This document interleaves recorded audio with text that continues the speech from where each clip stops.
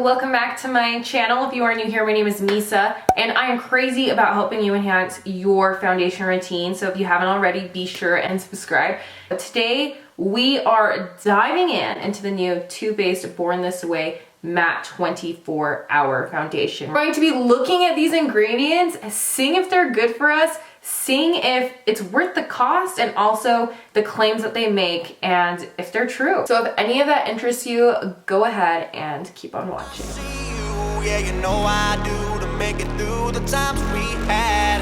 I see it now, I see it now. Guys, this is pretty much my black book, you know? This is my black book of foundations. This is where I put all the ingredients that I've researched, whether they're good, average, bad, what to avoid, concentration levels. Everything I've learned is from Paula's Choice Dictionary, different things on the internet. So take what I say with a grain of salt, but I do feel like I've learned quite a bit. If you're the type of person that's just here for the application and just wants to see how it works throughout the day, I'll have a timestamp linked down below. All right, I feel like Too Faced loves making matte foundations. First and foremost, they have Born This Way by Too Faced. They say this is a natural finish. I do feel like this is more of a matte finish. Then they also have one of my favorites, which is the Too Faced Peach Perfect matte foundation, and then they just came out with this matte foundation. This is a medium coverage, lasts for 24 hours, and it's supposed to really divide the gap of skin and makeup. It's supposed to look really seamless. They use coconut water in this to provide all-day hydration, Alpine Rose, which is supposed to really help your skin fight free radical damage throughout the day, and then as well as hyaluronic acid, which we love to hear about that because that really draws moisture to our skin. I'm trying to make this a little more exciting here by switching up filming angles. 40 different shades is how much. Actually, it has 44 different shades. This is $40, so this is definitely a high-end foundation. So it's going to be really fun to see if these ingredients really are worth the $40. Let's open my book and see exactly what I found. All right, so from my research, I have found that the first 5 ingredients make up around 80% of the entire product. And so first and foremost, what I found is the first ingredient is water, easy enough. The next ingredient is cyclopentasiloxane. Whether or not I'm saying that right, I will never know. But this is a great ingredient. It's good. It's an emolient. So emollients, they basically are an ingredient that helps soften your skin, and it also soothes. So that's a great thing that we see. It's a lightweight silicone. Methyl trimethicone is also a silicone. It's also an emolient. It's also good. Not bad for your skin at all. Not sensitizing. The fourth ingredient is butylene glycol, which is a texture enhancer. This is also FDA approved, and it's used in foods as well, so we have no concern there. The next is another dimethicone, another emollient, and so the first 5 ingredients are water and silicone. Down the list, I really want to make sure that we're looking at the ingredients that this product claims to have. So the coconut water, the Alpine Rose, and the hyaluronic acid. I don't want to see it go really low down the list because then these claims aren't matching up with the ingredients. So halfway down the list, we have hyaluronic acid, and it's in a form, it's in salt form, which is actually the best. The salt form of hyaluronic acid is considered way more effective, which is awesome. And it's actually more compatible with our skin. It's great because they're adding, this is above the 1% mark. It could easily have 3%, 4%, we don't know, but it's great that they added that higher up on the list of ingredients. That's what's going to help draw moisture to our skin, especially with a matte foundation. We don't want it to feel really cakey and dry, and so I'd imagine that really helps out with this formula. So far we're doing good. We got the hyaluronic acid, we have the antioxidants. The next things is coconut water. So coconut water, it aids in delicately replenishing skin's moisture levels. That's what they're saying on the box. The way that they added this is the liquid endosperm, which is actually the freeze-dried powder form of coconut water, loaded with skin nourishing things, proteins, amino acids, vitamins. Following this coconut water is actually the Alpine Rose. I'll have the actual technical term that you'll be able to find on your ingredient list right here. Holy cow, I learned a lot about this ingredient. This kind of flower has developed strategies to protect itself from dehydration and the attack of free radicals in the environment. It can reduce redness. It can also increase your skin's elasticity and the protection against photoaging. So free radicals, they're breaking down your skin barrier and they're trying to attach on as well, and that causes aging. It's shocking to see the claims on the box match up directly with the claims and ingredients, and I freaking appreciate that, you know? This is how I should feel when I'm reading an ingredient list, looking up the ingredients and just being like, wow, I am impressed. Hats off to you, Too Faced, for doing that. While I was doing my research, I decided to look at the ingredients of the Too Faced Born This Way foundation, just because when I look at these bottles and the packaging, they are so similar. I mean, they're nearly identical. This one is just shorter, this one is longer. The lids, the inscription, everything like that is so similar. And when I was, oh crap! And when I was looking up ingredients, guess what?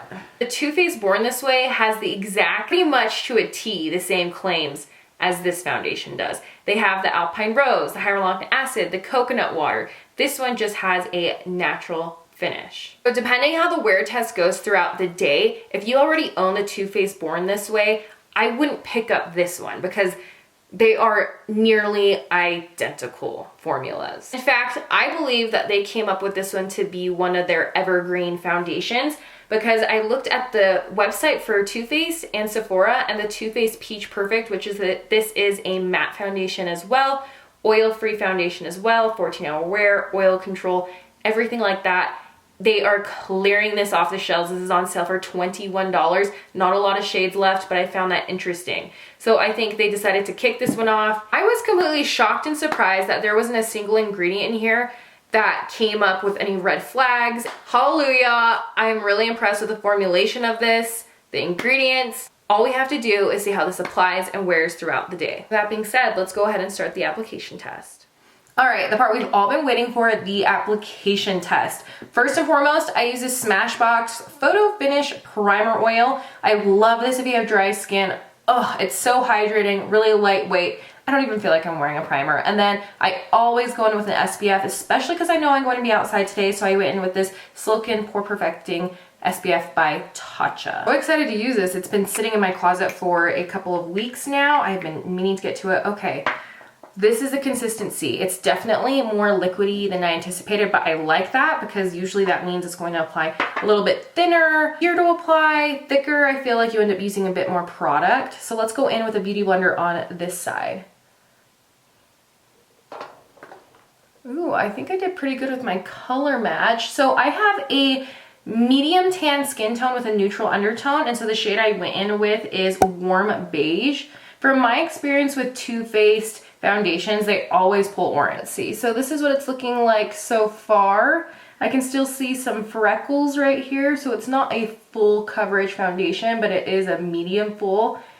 We'll see if it's buildable. I have the weirdest skin type. I have dry skin, but I am very prone to blackheads. So I have a lot of acne going on underneath the skin at all times, and I'm trying to figure out how to stop that. I think I need to start incorporating some kind of salicylic acid into my skincare routine. The description does say that this is a medium coverage foundation, so I think they are spot on with that.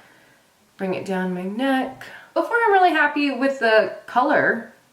We'll see if it oxidizes at all. I feel like it looks really natural. So far it feels good. There's one side with the foundation on and one side with it off. Let's go in with the brush. I just got this foundation brush on Amazon. It's in a set. I'll have the video link down below. And let's see how this applies with a brush. Definitely thicker coverage, which is usually what I expect when I'm using a brush. My main things I'm looking for when I'm using a brush are, is it streaky? Is it applying things way too thick and uneven? To show to you that I'm more good than I am bad. I work it out, I work it out. And I'll be somewhere that you need me. I do feel like it's really hard to tell the difference between the brush and the sponge. If anything, if you look really closely, I can see a little bit more texture on the side that I use the brush, but nothing so that on a normal day, if I'm in a rush and need to use a brush, that I would be deterred from it. It is emphasizing my pores, which is very normal in a matte foundation. I am going to hop off camera and do the rest of my makeup, and I will be right back. I always underestimate how long it will take to do my makeup, but this is the finished product. I didn't set the foundation with anything. It set down really nicely. It maybe had just like the very slightest tacky feel, but so slight. But my bronzer applied really smooth, all my makeup applied really smooth. So keep that in mind if you purchase this foundation. The makeup that I used really quick, Milani bronzer. This is the Silky matte. I'll have everything linked down below. My KKW X Mario, so graceful blush. It's just such a beautiful, light, natural looking blush. It just blends in so seamlessly. Brows, I used a little combination. I've been using this Benefit Foolproof Brow Powder, and then I go in with this Patrick Ta shaping wax. It's been really fun to use this. You just spritz a little bit of setting spray on it, and then you use a spoolie, and it lifts your brows really nice. Just gives them a little piecey effect. Lip color, I use the Anastasia Beverly Hills Dolce. It's just this really pretty summery coral color. And then for my highlight, I used this shade right here in this Ghost palette. Last but not least, I did set everything with this Ciate London Everyday Vacay setting spray. It is currently, where's my phone? It is currently 11:30, so hopefully I can get some 7 hours out of this foundation today. I had a late start, and we'll see how it wears. It is 6:30. The foundation has been on for 7 hours. We have been outside. I got so much dirt on me, so I am going to go shower. But this is what the makeup is looking at like after 7 hours.